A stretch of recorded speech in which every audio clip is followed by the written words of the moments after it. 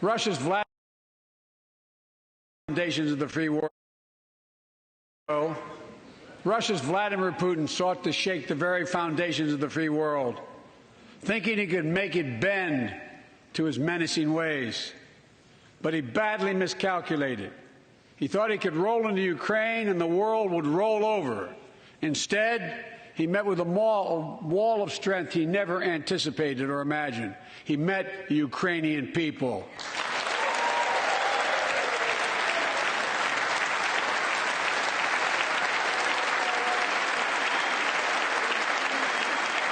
And President Zelensky, to every Ukrainian, their fearlessness, their courage, their determination literally inspires the world. Groups of citizens blocking tanks with their bodies, everyone from students to retirees to teachers, turned soldiers defending their homeland. And in this struggle, President Zelensky said in his speech to the European Parliament, "Light will win over darkness." The Ukrainian ambassador to the United States is here tonight, sitting with the First Lady. Let each of us, if you're able to stand and send an unmistakable signal to the world of Ukraine. Thank you. Thank you, thank you, thank you.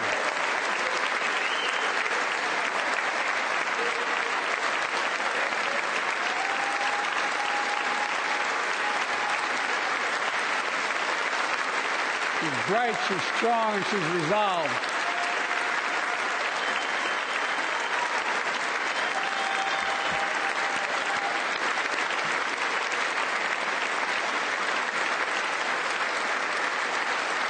Yes, we, the United States of America, stand with the Ukrainian people. Throughout our history, we've learned this lesson. When dictators do not pay a price for their aggression, they cause more chaos. They keep moving, and the cost, the threats to America and America to the world keeps rising. That's why the NATO alliance was created, to secure peace and stability in Europe after World War II. The United States is a member, along with 29 other nations. It matters. American diplomacy matters. American resolve matters. Putin's latest attack on Ukraine was premeditated and totally unprovoked. He rejected repeated efforts at diplomacy. He thought the West and NATO wouldn't respond. He thought he could divide us at home, in this chamber, in this nation. He thought he could divide us in Europe as well. But Putin was wrong. We are ready. We are united, and that's what we did. We stayed united. We prepared extensively and carefully. We spent months building coalitions of other freedom-loving nations in Europe and the Americas, from America to the Asian and African continents, to confront Putin. Like many of you, I spent countless hours unifying our European allies. We shared with the world in advance what we knew Putin was planning and precisely how we would try to falsify and justify his aggression. We countered Russia's lies with the truth. And now that he's acted, the free world is holding him accountable, along with 27 members of the European Union, including France, Germany, Italy, as well as countries like the United Kingdom, Canada, Japan, Korea, Australia, New Zealand, and many others. Even Switzerland are inflicting pain on Russia and supporting the people of Ukraine. Putin is now isolated from the world more than he has ever been. Together,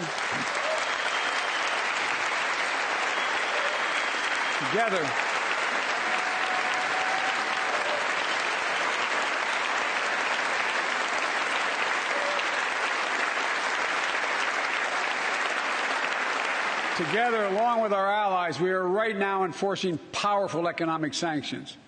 We're cutting off Russia's largest banks from the international financial system, preventing Russia's central bank from defending the Russian ruble, making Putin's $630 billion war fund worthless. We're choking Russia's access. To technology that will sap its economic strength and weaken its military for years to come. Tonight, I say to the Russian oligarchs and the corrupt leaders who bilked billions of dollars off this violent regime, no more. The United States, I mean it.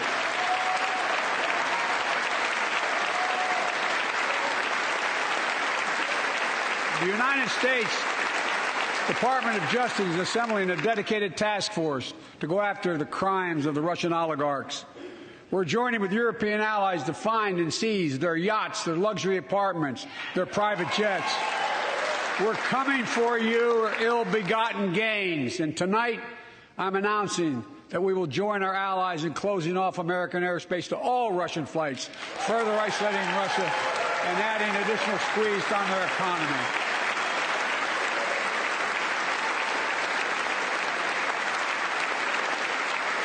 He has no idea what's coming.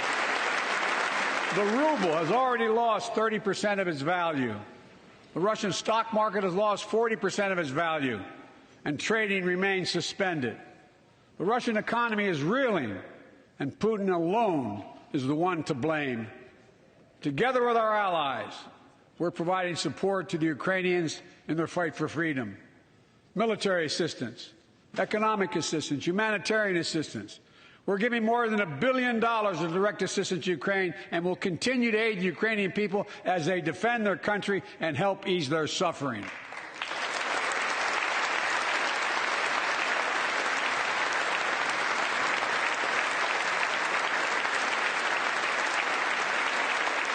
But let me be clear. Our forces are not engaged and will not engage in the conflict with Russian forces in Ukraine. Our forces are not going to Europe to fight Ukraine, but to defend our NATO allies in the event that Putin decides to keep moving west.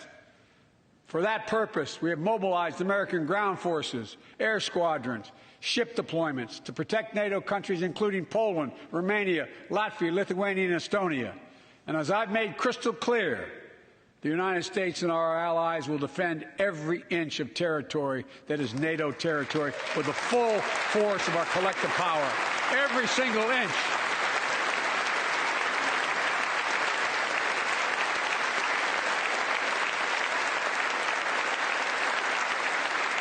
And we're clear-eyed. The Ukrainians are fighting back with pure courage. But the next few days, weeks, and months will be hard on them. Putin has unleashed violence and chaos, but while he may make gains on the battlefield, he'll pay a continuing high price over the long run. And a pound of Ukrainian people, the proud, proud people, pound for pound, ready to fight with every inch of energy they have. They've known 30 years of independence, have repeatedly shown that they will not tolerate anyone who tries to take their country backwards. To all Americans, I'll be honest with you, as I always promised I would be. A Russian dictator invading a foreign country has cost around the world. And I'm taking robust action to make sure the pain of our sanctions is targeted at the Russian economy, and that we use every tool at our disposal to protect American businesses and consumers. Tonight, I can announce the United States has worked with 30 other countries to release 60 million barrels of oil from reserves around the world. America will lead that effort, releasing 30 million barrels of our own strategic petroleum reserve. And we stand ready to do more if necessary, united with our allies. These steps will help blunt gas prices here at home, but I know news about what's happening can seem alarming to all Americans.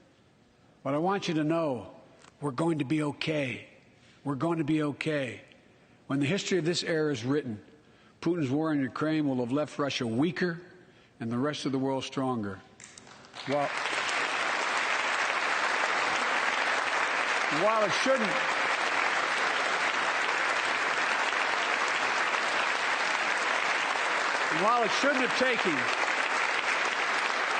shouldn't have taken something so terrible for people around the world to see what's at stake, now everyone sees it clearly. We see the unity among leaders of nations, a more unified Europe, a more unified West. We see unity among the people who are gathering in cities and large crowds around the world, even in Russia, to demonstrate their support for the people of Ukraine. In the battle between democracy and autocracies, democracies are rising to the moment, and the world is clearly choosing the side of peace and security. This is the real test, and it's going to take time. So let us continue to draw inspiration from the iron will of the Ukrainian people. To our fellow Ukrainian Americans who forged the deep bond that connects our two nations, we stand with you. We stand with you. Putin may circle Kyiv with tanks, but he'll never gain the hearts and souls of the Iranian people. He'll never extinguish their love of freedom, and he will never weaken the resolve of the free world.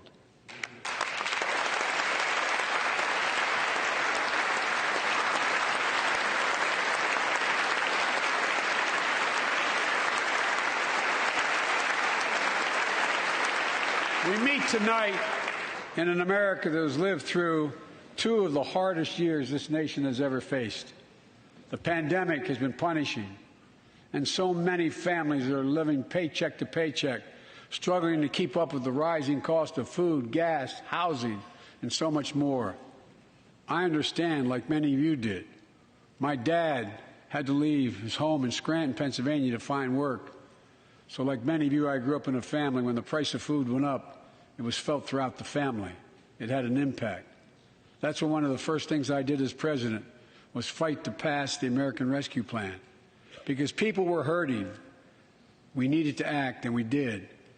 Few pieces of legislation have done more at a critical moment in our history to lift us out of a crisis. It fueled our efforts to vaccinate the nation and combat COVID-19, delivered immediate economic relief to tens of millions of Americans.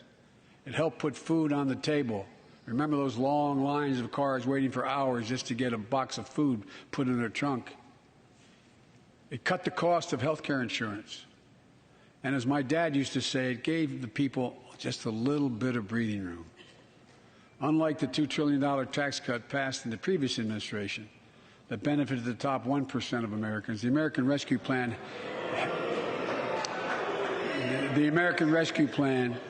helped working people and left no one behind. Folks,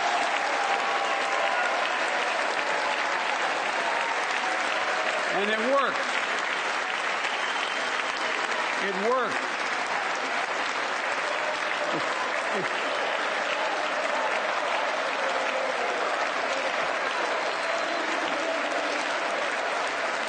It worked. We created jobs, lots of jobs. In fact, our economy created over 6.5 million new jobs just last year.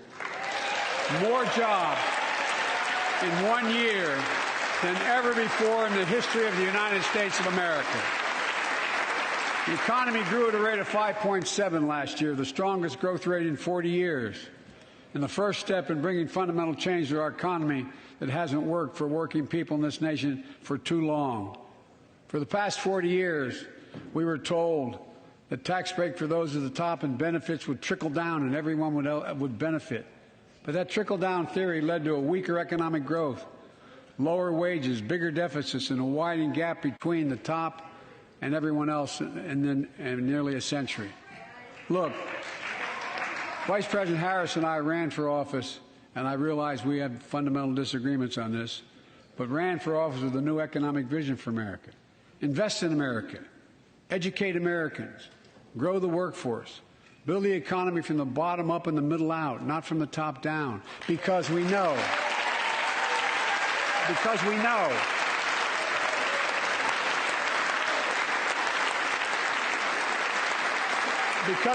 when the middle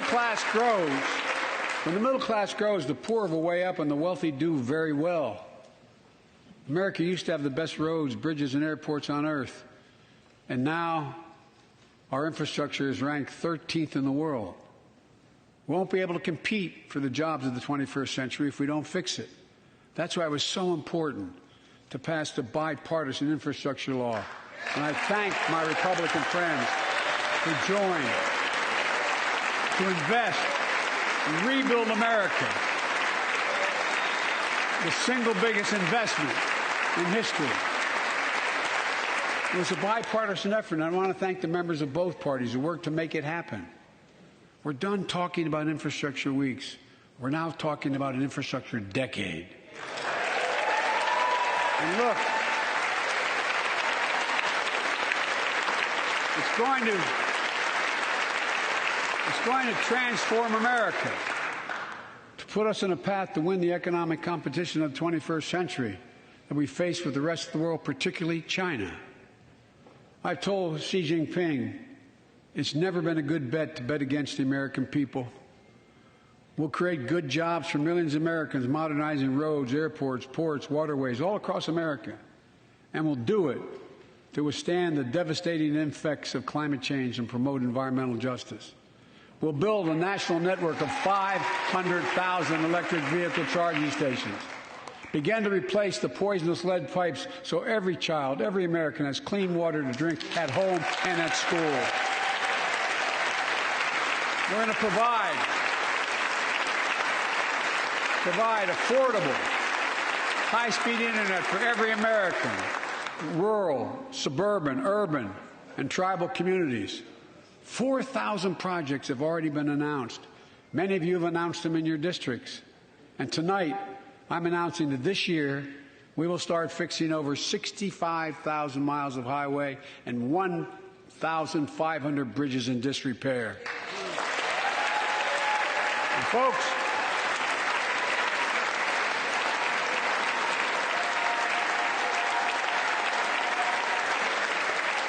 when we use taxpayers' dollars to rebuild America, we're going to do it by buying America. Buy American products. Support American jobs. The federal government spends about $600 billion a year to keep this country safe and secure. There's been a law on the books for almost a century to make sure taxpayers' dollars support American jobs and businesses. Every administration, Democrat and Republican, says they'll do it, but we're actually doing it. We'll buy America to make sure everything from the deck of an aircraft carrier to the steel on highway guardrails is made in America from beginning to end. All of it. All of it.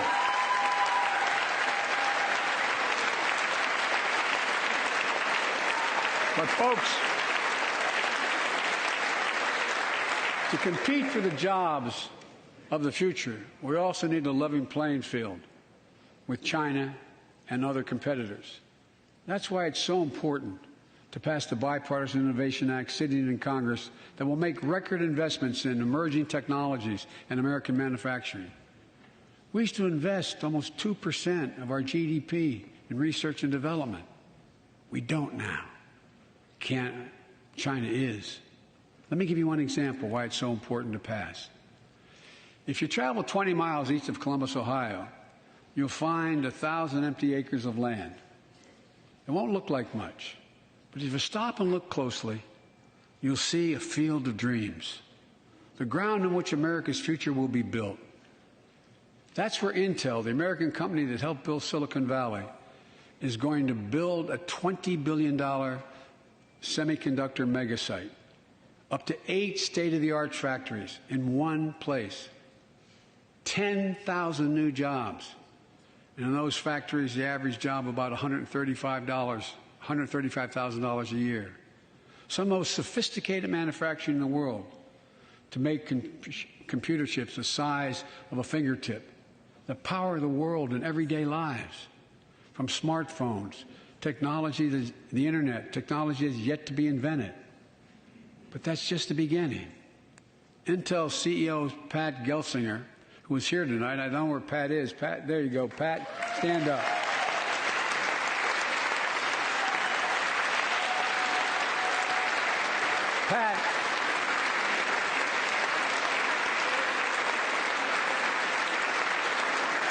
Pat came to see me, and he told me they're ready to increase their investment from $20 billion to $100 billion. That would be the biggest investment in manufacturing in American history. And all they're waiting for is for you to pass this bill. So let's not wait any longer. Send it to my desk. I'll sign it. And we'll really take off in a big way. And folks, Intel is not alone. There's something happening in America. Just look around and you'll see an amazing story. The rebirth of pride that comes from stamping products made in America. The revitalization of American manufacturing. Companies are choosing to build new factories here when just a few years ago they would have gone overseas. That's what's happening. Ford is investing $11 billion in electric vehicles, creating 11,000 jobs across the country. GM is making the largest investment in its history, $7 billion to build electric vehicles, creating 4,000 jobs in Michigan. All told, 369,000 new manufacturing jobs were created in America last year alone. Folks,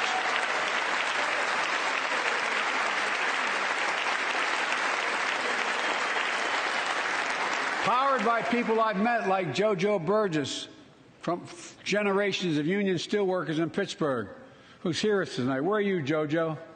There you go. Thanks, buddy. As Ohio Senator Sherrod Brown says,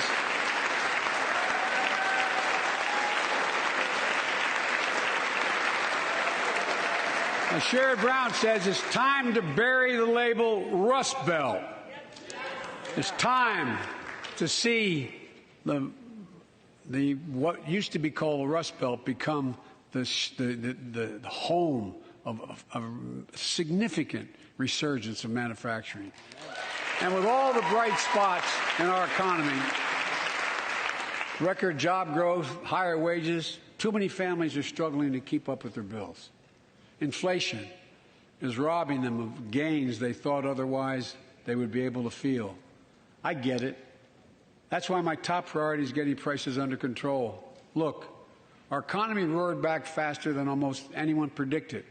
But the pandemic meant that businesses had a hard time hiring enough people because of the pandemic to keep up production in their factories.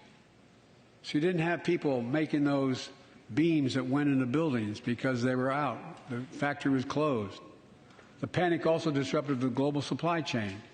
Factories close. When that happens, it takes longer to make goods and get them to the warehouses, to the stores, and prices go up. Look at cars last year. 1/3 of all the inflation was because of automobile sales. There weren't enough semiconductors to make all the cars that people wanted to buy. And guess what? Prices of automobiles went way up, especially used vehicles as well. And so we have a choice. One way to fight inflation is to drive down wages and make Americans poorer. I think I have a better idea to fight inflation. Lower your costs, not your wages. Folks,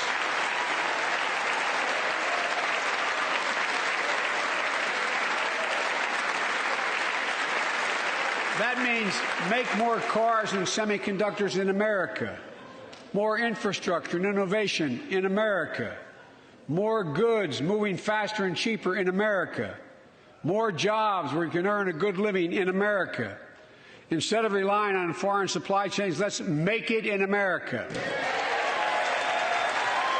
Look, economists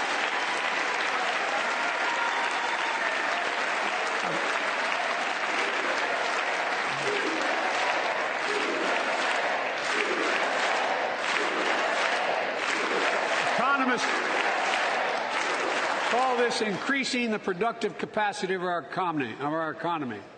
I call it building a better America. My plan to fight inflation will lower your costs and lower the deficit. 17 Nobel laureates in economics said my plan will ease long-term inflationary pressures. Top business leaders, and I believe most Americans, support the plan. And here's the plan. First, cut the cost of prescription drugs. We pay more for the same drug produced by the same company in America than any other country in the world. Just look at insulin. 1 in 10 Americans has diabetes. In Virginia, I met a 13-year-old boy, the handsome young man standing up there, Joshua Davis. dad both have type 1 diabetes, which means they need insulin every single day. Insulin costs about $10 a vial to make. That's what it costs the pharmaceutical company. But drug companies charge families like Joshua and his dad up to 30 times that amount. I spoke with Joshua's mom. Imagine what it's like to look at your child who needs insulin to stay healthy and have no idea how in God's name you're going to be able to pay for it. What it does to your family, but what it does to your dignity, your ability to look your child in the eye, to be the parent you expect yourself to be. I really mean to think about that. That's what I think about. You know, yesterday, Joshua's here tonight, but yesterday was his birthday. Happy birthday, buddy, by the way. For Joshua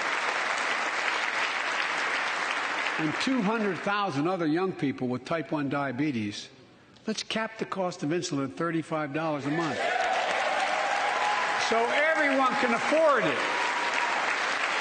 And drug companies will do very, very well, their profit margin.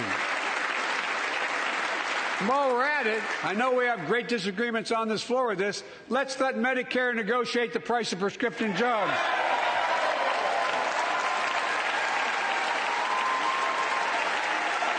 They already set the price for VA drugs.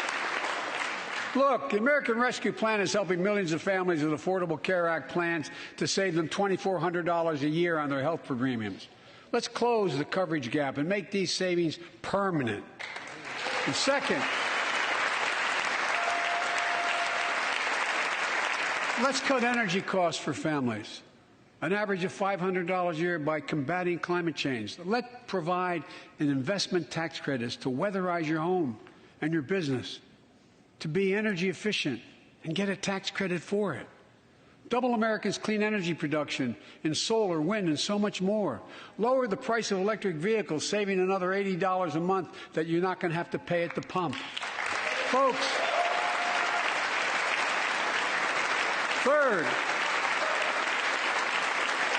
the third thing we can do to change the standard of living for hardworking folks is cut the cost of child care. Cut the cost of child care. Folks, if you live in a major city in America, you pay up to $14,000 a year for child care per child. I was a single dad for 5 years, raising 2 kids. I had a lot of help, though.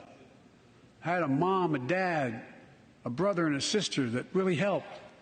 But middle class and working folks shouldn't have to pay more than 7% of their income to care for the young children. My plan would cut the cost of child care in half for most families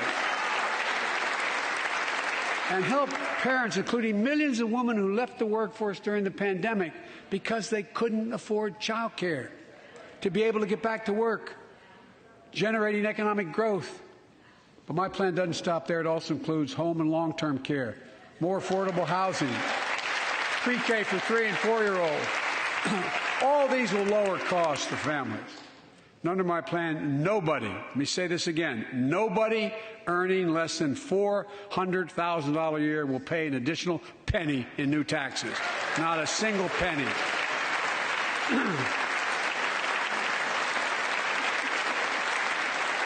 I may be wrong, but my guess is if we took a secret ballot in this floor, that we'd all agree that the present tax system ain't fair. We have to fix it. I'm not looking to punish anybody, but let's make corporations and wealthy Americans start paying their fair share. Look, last year,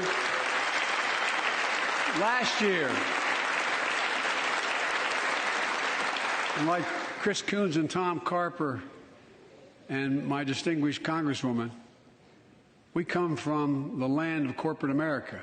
There are more corporations incorporated in America than every other state in America combined. And I still won 36 years in a row. The point is, even they understand they should pay just a fair share. Last year, 55 of the Fortune 500 companies earned $40 billion in profit and paid zero in federal taxes. Now look, it's not fair. That's why I proposed a 15% minimum tax rate for corporations. And that's why in the G7 and other meetings overseas, we're able to put together, I was able to be somewhat helpful, 130 countries to agree on a global minimum tax rate. So companies can't get out of paying their taxes at home by shipping jobs and factories overseas. It'll raise billions of dollars. That's why I propose closing loopholes for the very wealthy who pay a lower tax rate than a teacher and a firefighter. So that's my plan, but we'll go in more detail later. We will grow the economy, lower the cost of families. So what are we waiting for? Let's get this done. We all know we've got to make changes. Folks,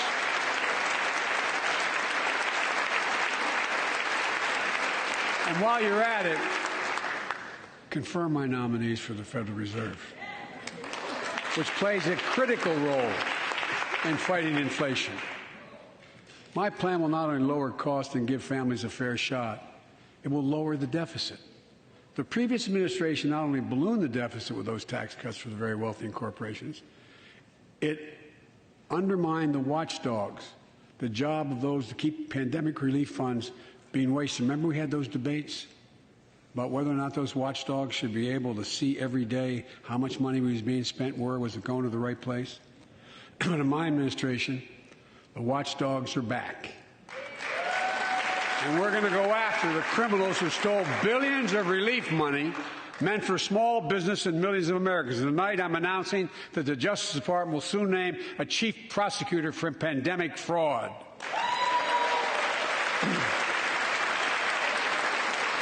And look,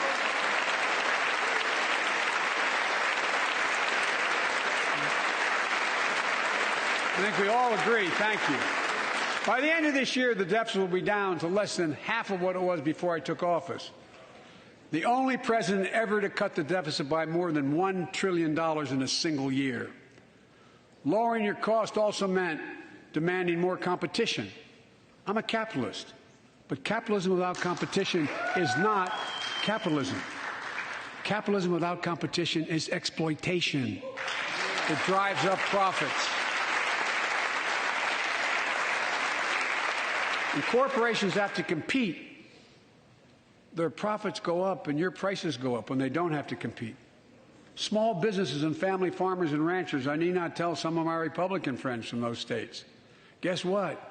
You got 4 basic meat packing facilities. That's it. You play with them or you don't get to play at all. And you pay a hell of a lot more. A hell of a lot more because there's only 4. See what's happening with ocean carriers moving goods in and out of America. During the pandemic, about half a dozen or less foreign-owned companies raised prices by as much as 1,000% and made record profits. Tonight, I'm announcing a crackdown on those companies overcharging American businesses and consumers. And folks,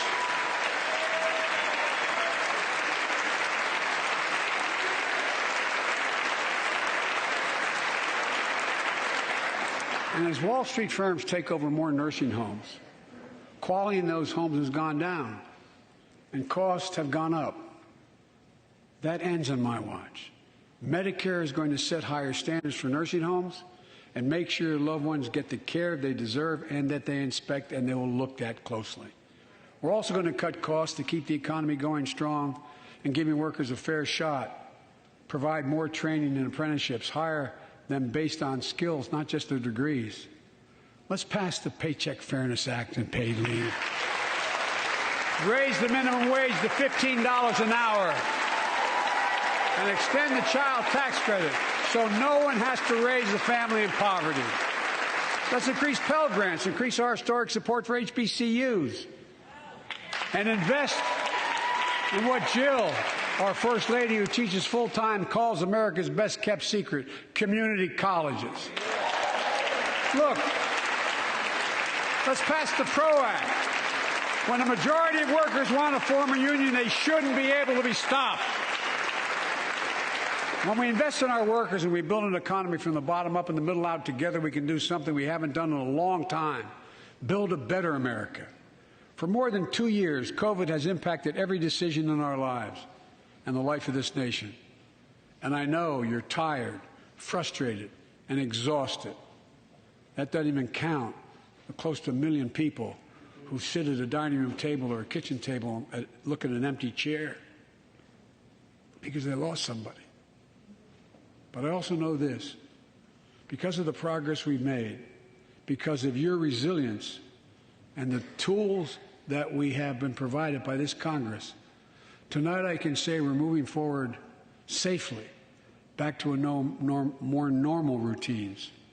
We've reached a new moment in the fight against COVID-19, where severe cases are down to a level not seen since July of last year. Just a few days ago, the Center for Disease Control and Prevention issued a new mask guidelines. Under the new guidelines, most Americans and most of the country can now go mask-free. And based on projections, more of the country will reach a point across the next couple of weeks. And thanks to the progress we've made in the past year, COVID-19 no longer need control our lives. I know some are talking about living with COVID-19, but tonight I say that we never will just accept living with COVID-19. We'll continue to combat the virus as we do other diseases. And because this virus mutates and spreads, we have to stay on guard. And here are 4 common sense steps as we move forward safely, in my view. First, stay protected with vaccines and treatments. We know how incredibly effective vaccines are. If you're vaccinated and boosted, you have the highest degree of protection. We'll never give up on vaccinating more Americans. Now, I know parents with kids under 5 are eager to see their vaccines authorized for their children. Scientists are working hard to get that done. We'll be ready with plenty of vaccines if and when they do. We're all ready. We are also ready with antiviral treatments. If you get COVID-19, the Pfizer pill reduces your chances of ending up in the hospital by 90%. I've ordered more pills than anyone in the world has. Pfizer is working overtime to get us 1 million pills this month and more than double that next month.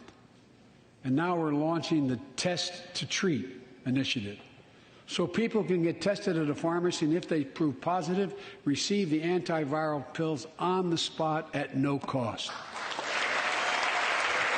And folks, if you're immunocompromised or have some other vulnerability, we have treatments and free high-quality masks. We're leaving no one behind or ignoring anyone's needs as we move forward. On testing, we've made hundreds of millions of tests available, and you can order them for free to your doorstep.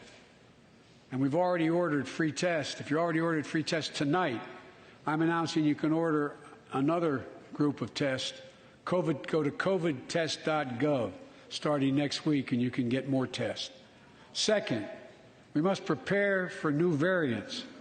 Over the past, we've gotten much better at detecting new variants. If necessary, we'll be able to develop new vaccines within 100 days instead of maybe months or years.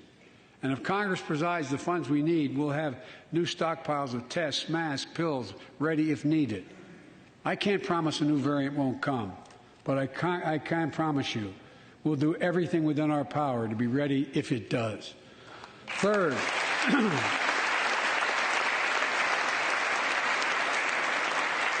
we can end the shutdown of schools and businesses. We have the tools we need. It's time for America to get back to work and fill our great downtowns again with people. People working from home can feel safe and begin to return to their offices. We're doing that here in the federal government.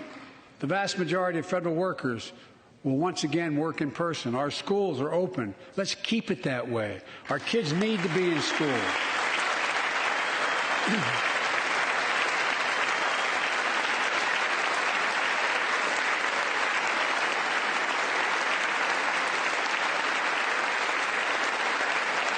With 75% of adult Americans fully vaccinated and hospitalizations down by 77%, most Americans can remove their masks and stay in the classroom and move forward safely. We achieved this because we provided free vaccines, treatments, tests, and masks. Of course, continuing this costs money, so I'll not surprise you. I'll be back to see you all. And I'm going to soon send a request to Congress. The vast majority of Americans have used these tools and may want again. We may need them again, so I expect Congress, and I hope you'll pass that quickly. Fourth, we'll continue vaccinating the world. We've sent 475 million vaccine doses to 112 countries, more than any nation on earth. We won't stop, because you can't build a wall high enough to keep out a vaccine. The vaccine can stop the spread of these diseases. You know, we've lost so much in COVID-19. Time with one another. The worst of all, much the loss of life. Let's use this moment to reset. So stop looking at COVID as a partisan dividing line. See it for what it is, a god-awful disease. Let's stop seeing each other as enemies and start seeing each other for who we are, fellow Americans. Look.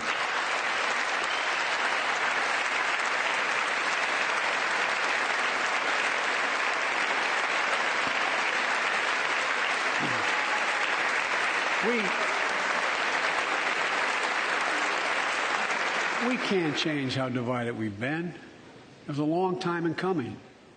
But we can change how to move forward on COVID-19 and other issues that we must face together.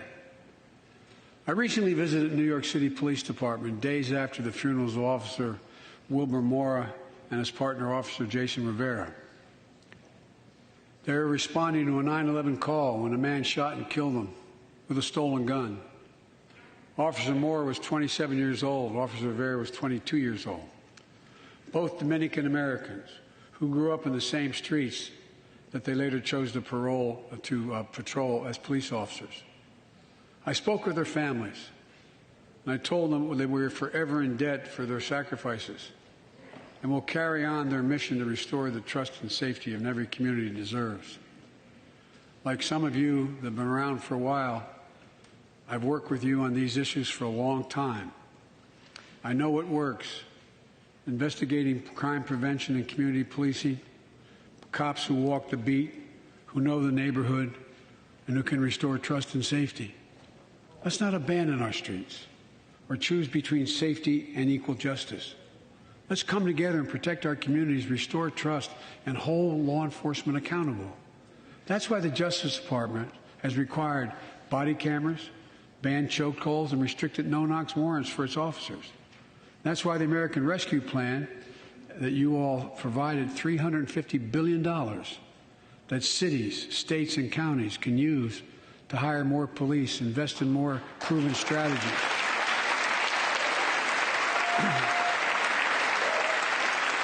Proven strategies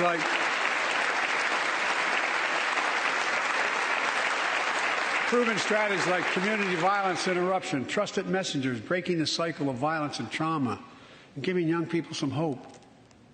We should all agree the answer is not to defund the police. It's to fund the police.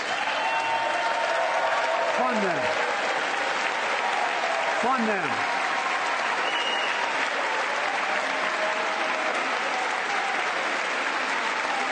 Fund them with resources and training. Resources and training they need to protect our communities. I ask Democrats and Republicans alike to pass my budget and keep our neighborhoods safe. And we'll do everything in my power to crack down on gun trafficking, of ghost guns that you can buy online, assemble at home, no serial numbers, can't be traced. I ask Congress to pass proven measures to reduce gun violence. Pass universal background checks. Why should anyone on the terrorist list be able to purchase a weapon? Why? Why? And folks, ban assault weapons with high-capacity magazines that hold up to 100 rounds. You think the deer are wearing Kevlar vests? Look, repeal the liability shield. It makes gun manufacturers the only industry in America that can't be sued. The only one. Imagine had we done that with the tobacco manufacturers. These laws don't infringe on the Second Amendment. They save lives. The most fundamental right in America is the right to vote and have it counted. And look, it's under assault. In state after state, new laws have been passed. Not only to suppress the vote, we've been there before, but to subvert the entire election. We can't let this happen. Tonight I call on the Senate to pass the Freedom to Vote Act, pass the John Lewis Act, Voting Rights Act. And while you're at it, pass the Disclose Act so Americans know who's funding our election. Look, tonight, I'd like to honor someone who dedicated his life to serve this country. Justice Breyer, an Army veteran, constitutional scholar, retiring Justice of the United States Supreme Court. Justice Breyer, thank you for your service. Thank you, thank you, thank you. I mean it. Get up, stand up and see you. Thank you.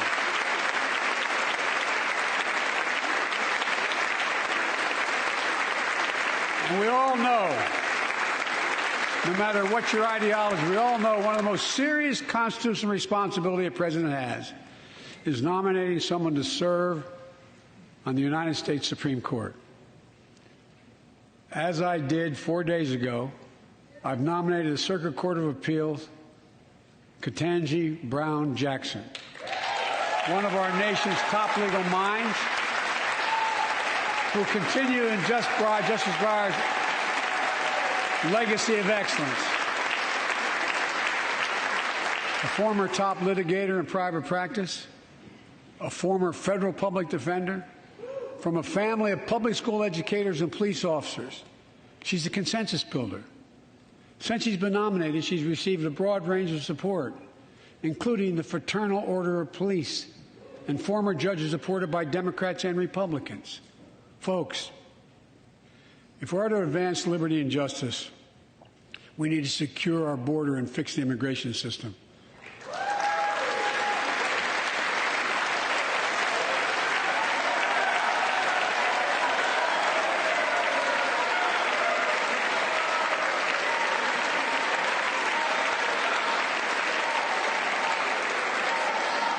And as you might guess, I think we can do both.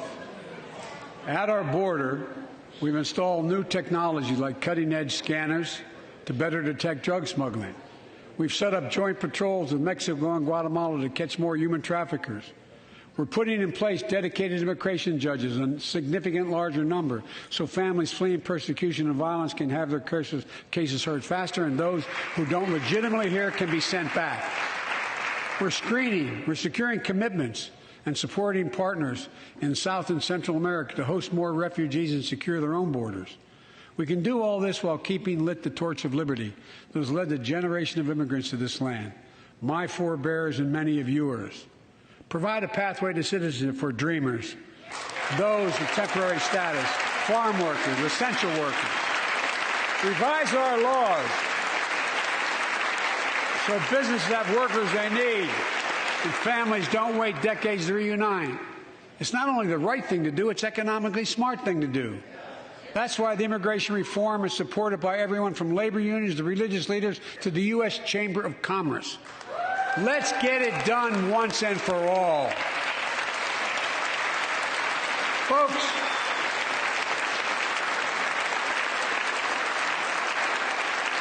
advancing liberty and justice also requires protecting the rights of women. The constitutional right affirmed by Roe v. Wade, standing precedent for half a century, is under attack as never before. If you want to go forward, not backwards, we must protect access to health care, preserve a woman's right to choose, and continue to advance maternal health care for all Americans. And folks, for our LGBTQ plus Americans, let's finally get the Bipartisan Equality Act to my desk. The onslaught of state laws targeting transgender Americans and their families, it's simply wrong. And I said last year, especially to our younger transgender Americans, I'll always have your back as your president so you can be yourself and reach your God-given potential. Folks,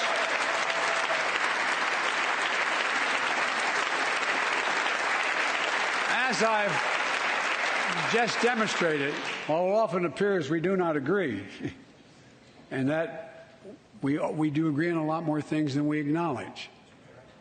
I signed 80 bipartisan bills into law last year, from preventing government shutdowns, to protecting aging Americans from still too common hate crimes, to reforming military justice, and will soon be strengthening the Violence Against Women Act that I first wrote 3 decades ago.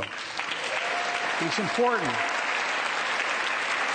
It's important for us to show the nation we can come together and do big things. So tonight I'm offering a unity agenda for the nation. 4 big things we can do together, in my view.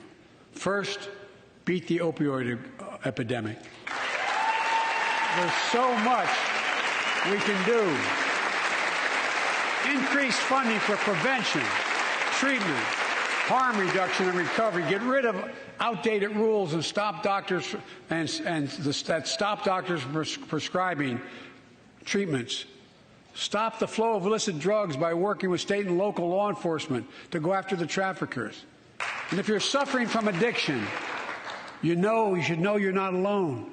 I believe in recovery, and I celebrate the 23 million Americans in recovery. Second, let's take on mental health, especially among our children whose lives and education have been turned upside down. The American Rescue Plan gave schools money to hire teachers and help students make up for lost learning. I urge every parent to make sure your school does just that. They have the money. We can all play a part. Sign up to be a tutor or a mentor. Children were also struggling before the pandemic: bullying, violence, trauma, and the harms of social media.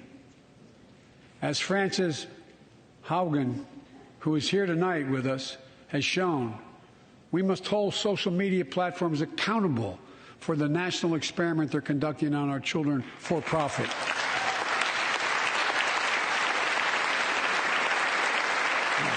Folks, thank you. Thank you for the courage you showed. It's time to strengthen privacy protections, ban targeted advertising to children, demand tech companies stop collecting personal data on our children, and let's get all Americans the mental health services they need. More people can turn for help and full parity between physical and mental health care if we treat it that way in our insurance. Look,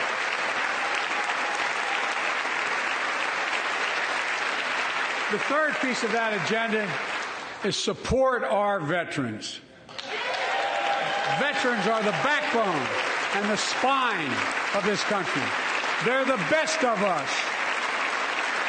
I've always believed that we have a sacred obligation to equip those we send to war and care for those in their family when they come home. My administration is providing assistance in job training, housing, and now helping lower-income veterans get VA care debt-free. And our troops in Iraq and Afghanistan have faced many dangers, one being stationed at bases breathing in toxic smoke from burn pits. Many of you have been there. I've been in and out of Iraq and Afghanistan over 40 times. These burn pits that incinerate waste, the waste of war, medical and hazardous material, jet fuel, and so much more. And they come home, many of the world's fittest and best trained warriors in the world. Never the same. Headaches, numbness, dizziness. A cancer that would put them in a flag-draped coffin. I know. One of those soldiers was my son, Major Bo Biden. I don't know for sure if the burn pit that he lived near, that his hooch was near in Iraq and earlier than that in Kosovo, is the cause of his brain cancer, the disease of so many other troops.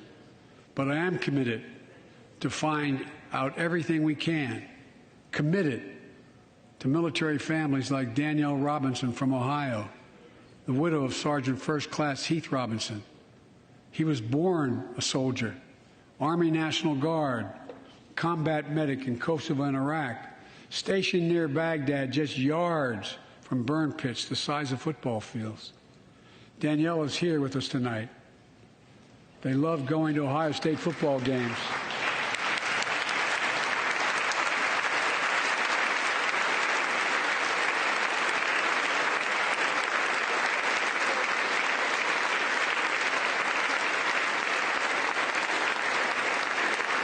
And they love building Legos with their daughter. But cancer from prolonged exposure to burn pits ravaged Heath's lungs and body. Danielle says Heath was a fighter to the very end. He didn't know how to stop fighting, and neither did she. Through her pain, she found purpose to demand that we do better.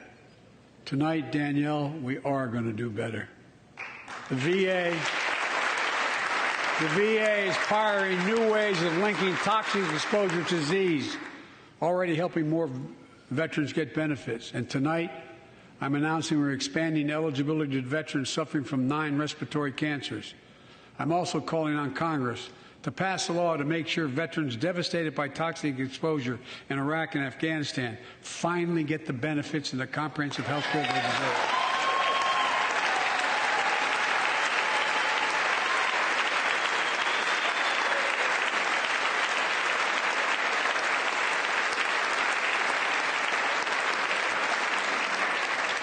And fourth and last, let's end cancer as we know it. This is personal.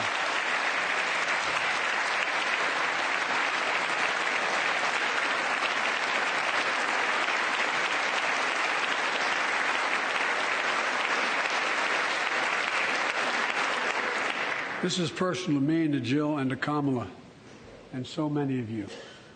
So many of you have lost someone you love. Husband, wife, son, daughter, mom, dad. Cancer is the #2 cause of death in America, second only to heart disease. Last month, I announced the plan to supercharge the cancer moonshot that President Obama asked me to lead 6 years ago. Our goal is to cut cancer death rates by at least 50% over the next 25 years, and I think we can do better than that. Turn cancers from death sentences into treatable diseases. More support for patients and their families.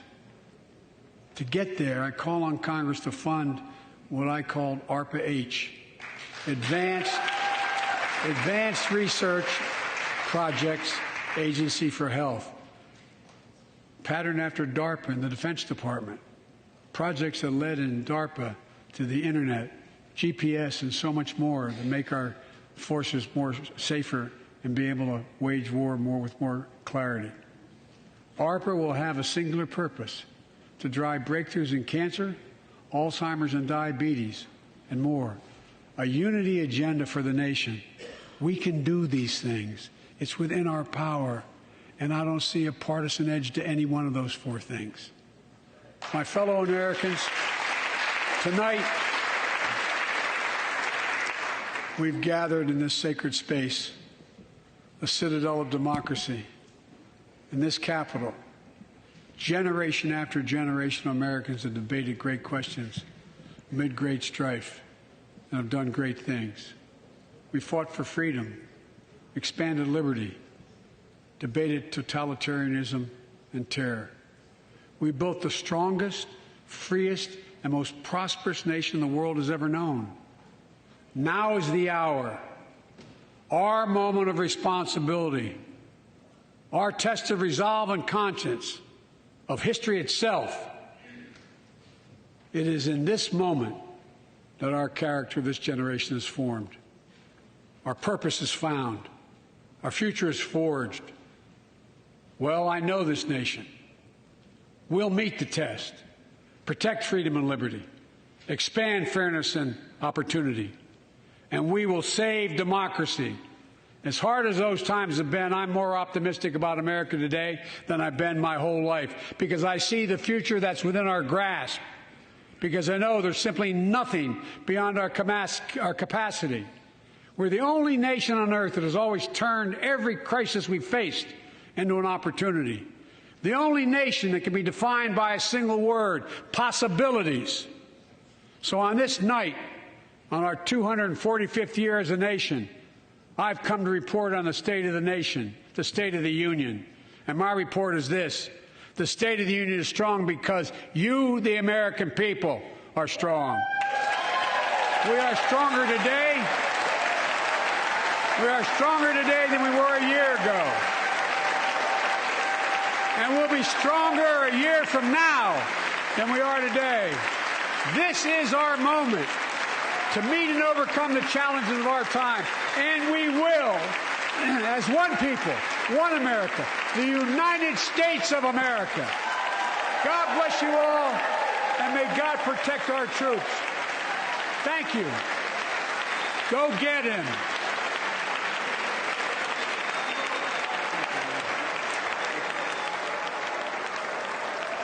The president tonight promising a unity agenda and at the same time heralding the power of democracy, and at many points throughout this speech getting standing bipartisan applause. John Dickerson.